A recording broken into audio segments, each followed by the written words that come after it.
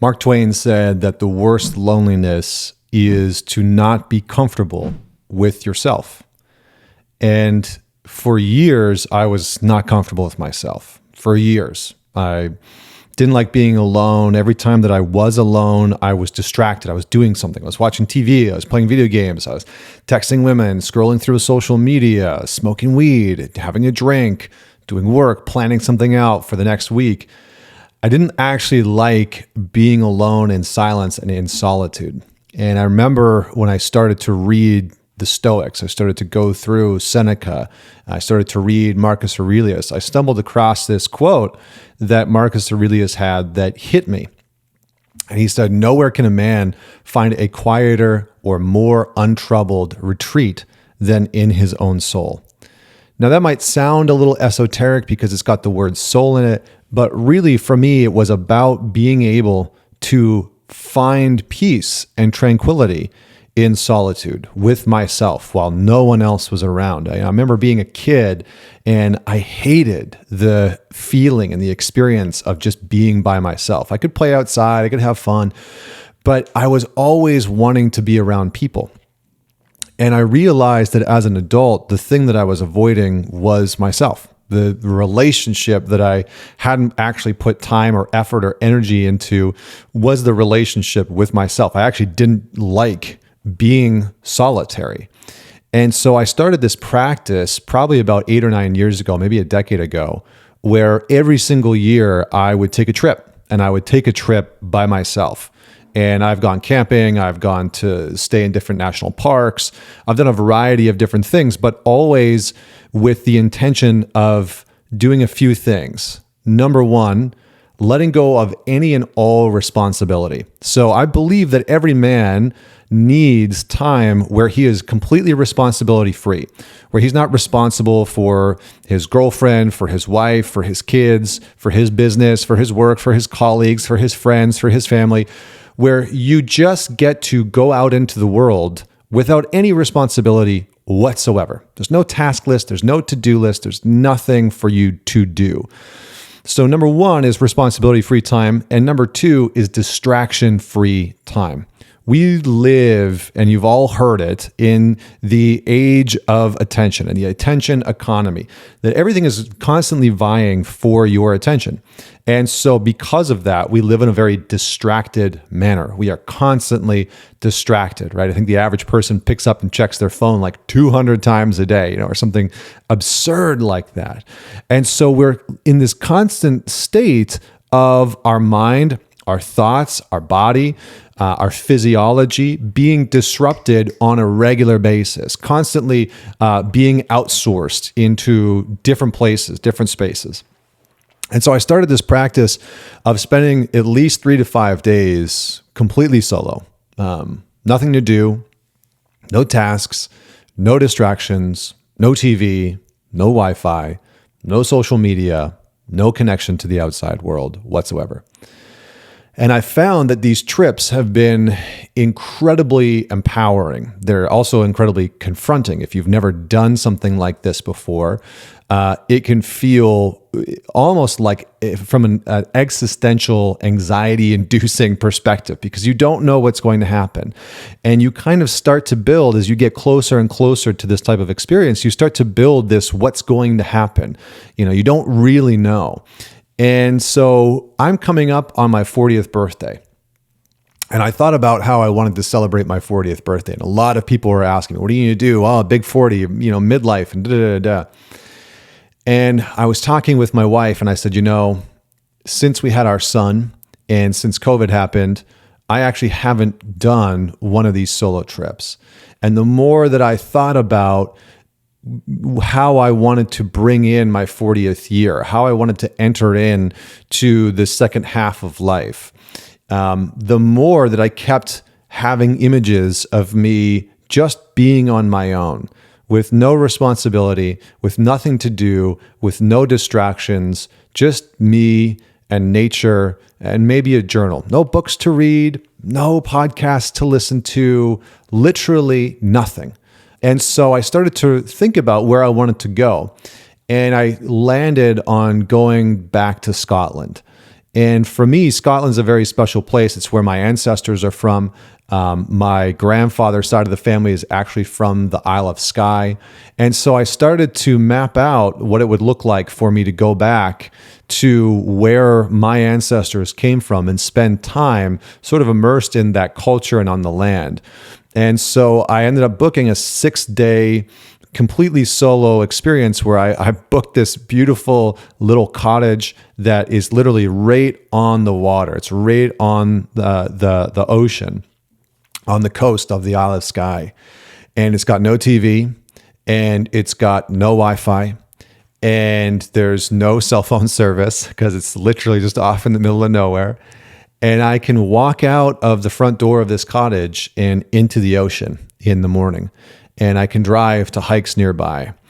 And as I started to think about this, I really wanted to bring in my 40th year in a sort of a meaningful way to recap not the last 40 years necessarily, but how much life I've actually lived. Because every time I sit down and think about, if I was to die tomorrow, would I be happy? If for whatever reason a freak accident happened, or my heart stopped tomorrow, I had a brain aneurysm or something, would I be happy with the life that I lived, with the legacy that I'm leaving behind, with the way that I treated people, with what I've built and who I've become in the world? And for the most part, the answer is yes. I've been very fortunate to live a very interesting life in some ways. I've raced motorcycles, I've stunted them, I sang classical music and traveled the world. I worked for one of the biggest tech companies in the world. I've dated some amazing people. I've developed some incredible friendships. I've spoken on stage with Gary Vaynerchuk and Lewis Howes and some amazing folks. I've interviewed some incredible people, astrophysicists, cosmologists. And I wrote a book, which I never thought I would do. I've built a very successful company around supporting men in, becoming the best version of themselves that they want to be. And so, from an achievement perspective, I've checked off a lot of boxes, and I've done a lot of things that I didn't think that I would ultimately do. And turning 40, looking at, all right, maybe I have 20, 25 years left to quote unquote work if I wanted to do that, to pursue my purpose, to continue to expand on my vocation. I have, my son's 2.5 years old. I have, maybe 16 good years with him in the house. I have this wonderful marriage and relationship with this beautiful home. And more, I've sat with this notion of, what do I want to build next? Who am I becoming now? What wisdom do I want to gain? Who do I want to learn from? And it's a very interesting place to find myself in this opportunity of, what does the latter half of my life have to offer, and what might it look like?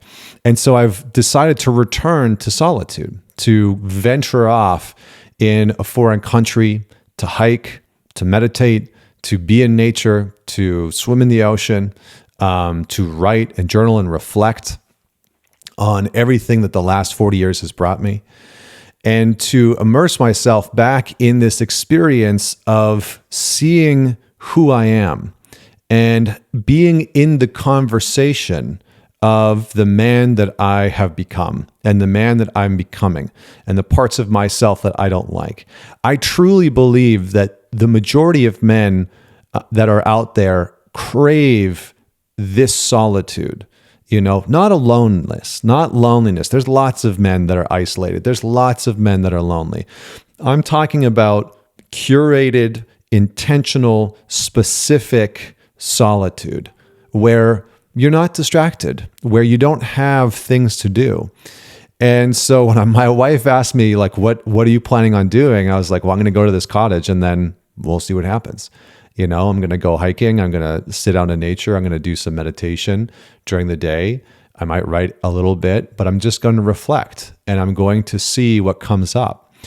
And that, I think, for a lot of men is something that they are craving but terrified of, because it's in these types of solitudes, it's in these types of curated moments where you have an opportunity to really meet yourself in a way, not in the like 20-minute meditation or the 15-minute journaling session or in the 10-minute breathwork session, but in 5-6 straight days of uninterrupted contemplation and reflection and seeing what thoughts, what emotions, what experiences, what desires, what longings, what yearnings begin to bubble up from the unconscious, from the soul, right? From the deeper parts. And if you don't like the word soul, then from the deeper parts of who you actually are.